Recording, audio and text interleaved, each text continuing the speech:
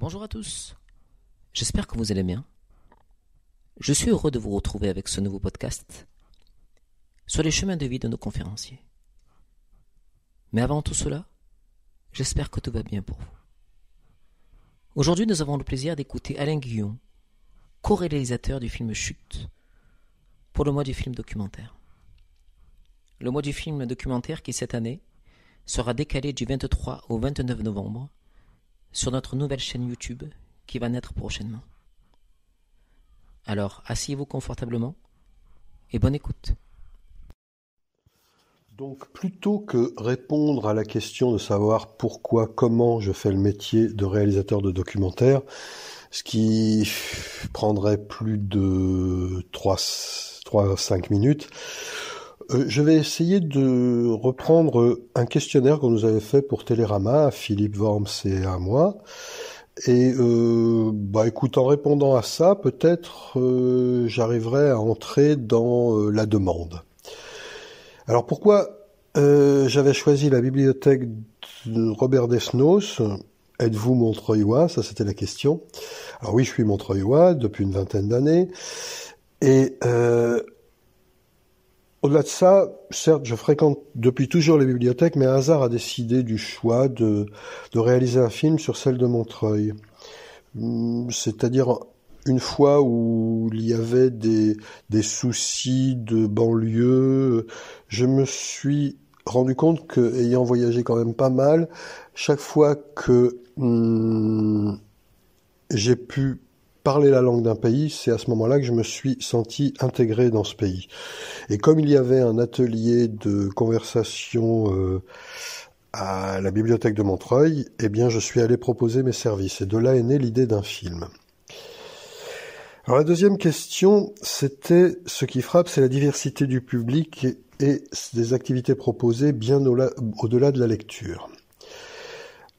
Alors, je répondais à cette question, oui, j'ai le sentiment que la bibliothèque de Montreuil remplit le rôle qu'avaient les MJC quand j'étais, moi, jeune.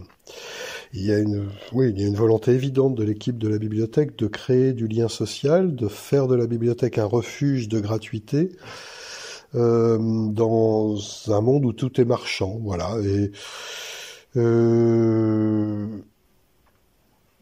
Et puis bon, comme le dit à la fin du film Aline Paillet, je crois qu'on apprend à des jeunes gens à la bibliothèque de Montreuil à vivre debout, ce qui est plutôt pas trop mal.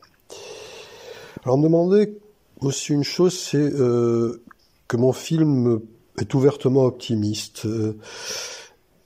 Est-ce qu'il y avait l'intention de présenter la banlieue sous un jour apaisé? Et je répondais qu'il n'est pas optimiste mais joyeux. Et il est vrai que j'ai rencontré des gens joyeux à la bibliothèque de Montreuil. Montrer la banlieue sous un jour apaisé. Alors on parle beaucoup à la télévision des zones de non-droit, d'insécurité, et je ne nie pas que la violence existe.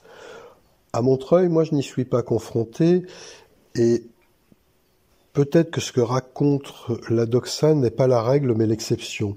Et donc je répondrai à la question qu'un jour Ahmed, qui est à l'entrée de la bibliothèque, au desk d'entrée, m'avait dit un jour, hors caméra, comme on le voit dans le film, il y a une fête techno qui ouvre le film d'ailleurs. Et Ahmed m'avait dit, tu sais pourquoi nous on arrive à faire une fête techno avec un vigile, où il y a 300 jeunes de banlieue qui viennent, avec le magasin l'endroit de location des DVD ouvert, et qu'il n'y ait pas de vol. Et il dit, c'est juste parce qu'on n'a pas peur. Et je crois que c'est ce qui se passe à la bibliothèque de Montreuil. Les gens n'ont pas peur et ils sont un peu comme les hommes-livres de Fahrenheit 451, d'où le sous-titre du film, ici à bas bruit se dessine un avenir. Voilà. Écoutez, moi je crois que j'ai pas grand-chose de plus à dire.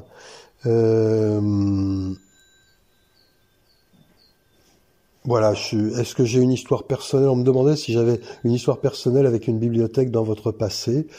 Ce à quoi je n'avais pas répondu à l'époque, mais je dis que partout dans le monde où je suis allé, j'allais dans les bibliothèques, celle de l'Alliance française par exemple, parce que c'est un endroit qui m'évitait de transporter beaucoup de cartons de livres. Et voilà. Et que j'aime le lieu bibliothèque, médiathèque on dit maintenant. J'ai pas grand-chose de plus à dire. Maintenant, si vous voulez me rappeler, vous pouvez le faire, et puis on se posera 2-3 questions. Au revoir. Eh bien, merci Alain pour ce chemin de vie riche en détails. Merci à tous pour vos écoutes et à bientôt pour un nouveau podcast.